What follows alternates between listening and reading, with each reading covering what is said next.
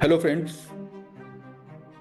Hollywood is a place where dreams are made and millions are lost.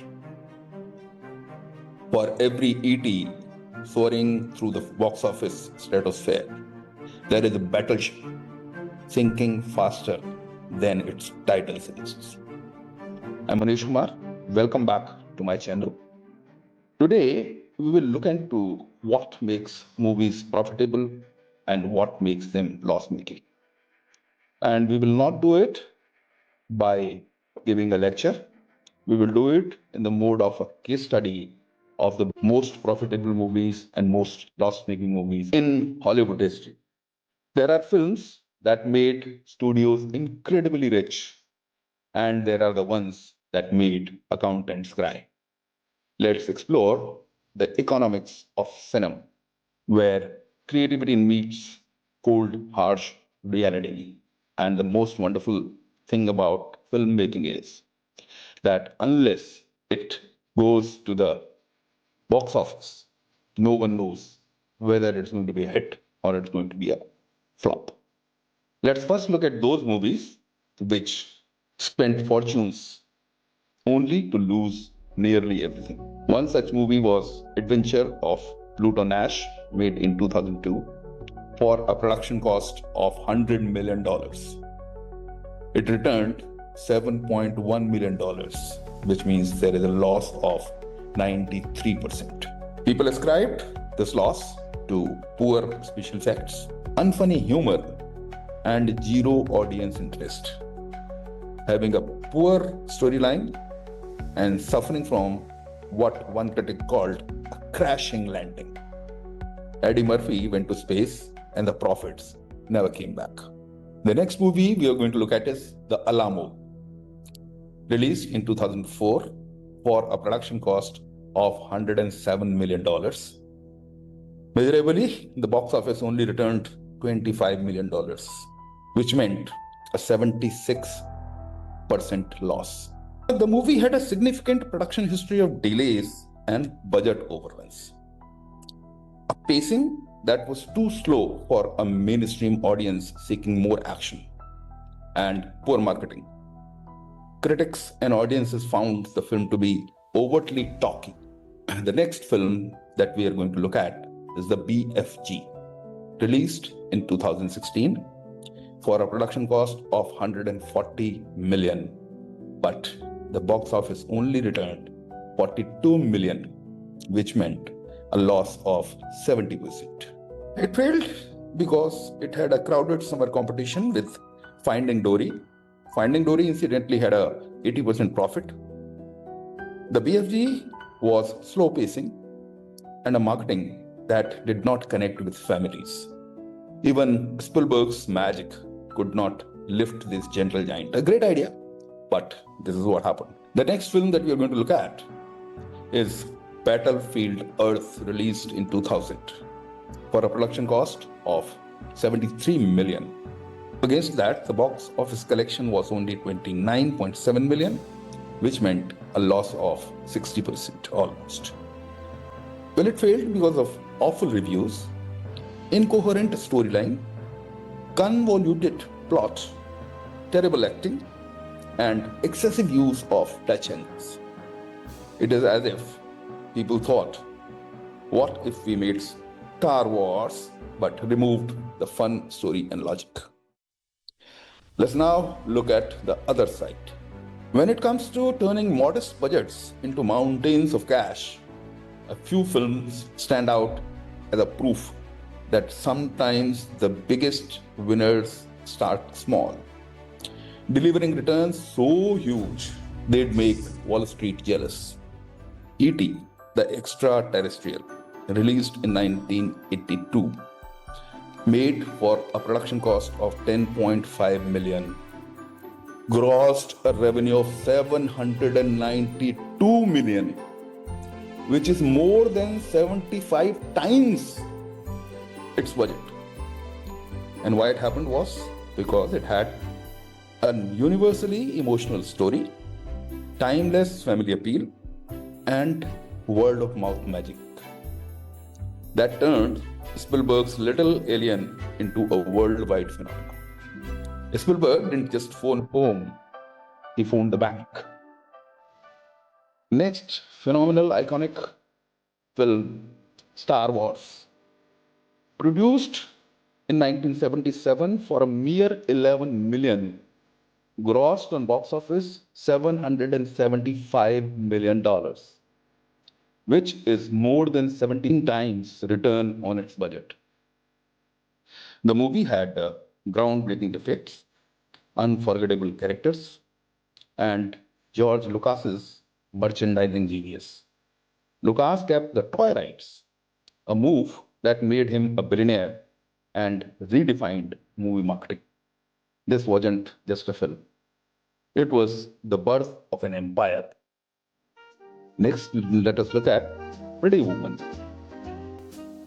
Made in 1990 with a modest budget of $14 million, but it grossed on the box office $463 million, which is 33 times its production cost. Pretty Woman had this run because Julia Roberts and Richard Gere's chemistry and a feel-good romantic formula that charmed audience worldwide. Apparently, romance is better than CGI aliens. Another phenomenal movie is Home Alone, 1990. Produced for $18 million, it cost $290 million, which is over 16 times its budget. This was a new phenomenon. Why it worked was because it was a family-friendly humor, perfect holiday timing, and endless replay values. Kids love watching it again and again and again. A kid defending his house with marbles and paints can make more money than most superhero franchises. Let's look at some low budget legends. Some of the Hollywood's most legendary successes were made on pocket change. Films that proved creativity can outshine cost. The first of the series is Halloween, released in 1978, made for a budget of $325,000, one third of a million, and it grossed $70 million, which is 215 times of its budget. Halloween worked because of a simple concept, haunting score, and word of mouth that turned an indie horror into a franchise empire. Michael Myers wasn't just scary, he was a financial success story. Another one, The Blair Witch Project, released in 1999, made again for less than $1 million, for about $750,000, grossed a revenue of $250 million, which is 333 times its budget.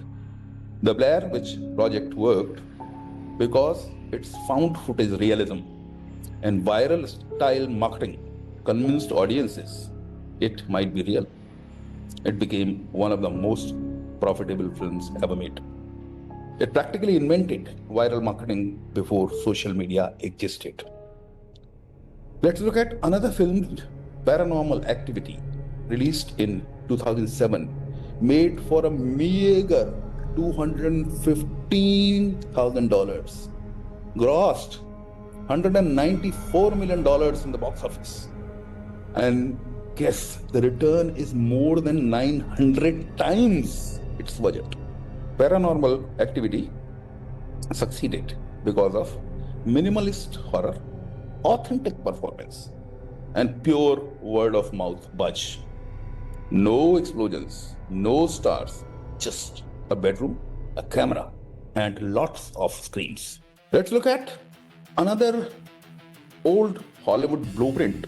This is the great prophets aren't only recent. Let's look at the old Hollywood, even decades before modern marketing. Tinseltown knew how to make cinematic gold. The Gone with the Wind was released in 1939 for a budget of $3.9 million of then money and earned a revenue of $402 million again then money, which is about 103 times its budget. Gone with the Wind succeeded because lavish production for that age, epic storytelling, and limited competition made it the ultimate old Hollywood blockbuster. It was a blockbuster blueprint before blockbuster even existed. Well, let's quickly recap as to why some movies fail and why others soar. The primary reasons which emerge from the above analysis for flops is A. Overconfidence in IP. Studios assume brand names alone will sell. B.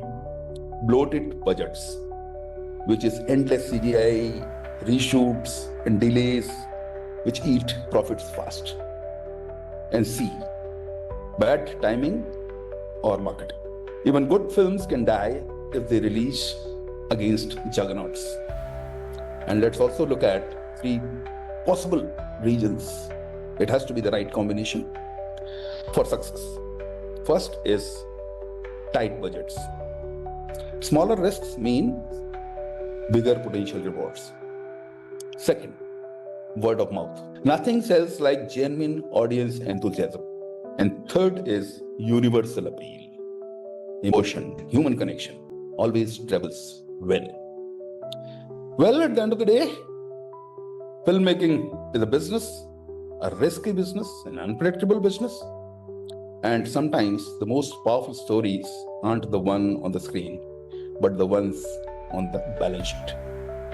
From Paranormal Activities, 902 times return to the Adventure of Pluto's 92% loss, Hollywood reminds us that there is no magic formula, just risk, luck, and timing. Next time you are watching a blockbuster, remember, behind every explosion, there is a spreadsheet. And behind every classic, there is a miracle of budgeting. Thanks for watching. If you enjoyed this video, make sure to subscribe for more Hollywood deep dives. And comment your most favorite fact in the video and also what you would like to see next. If you are new to the channel, go check out the previous videos. Until next time, may your budgets stay low and your profits sky high.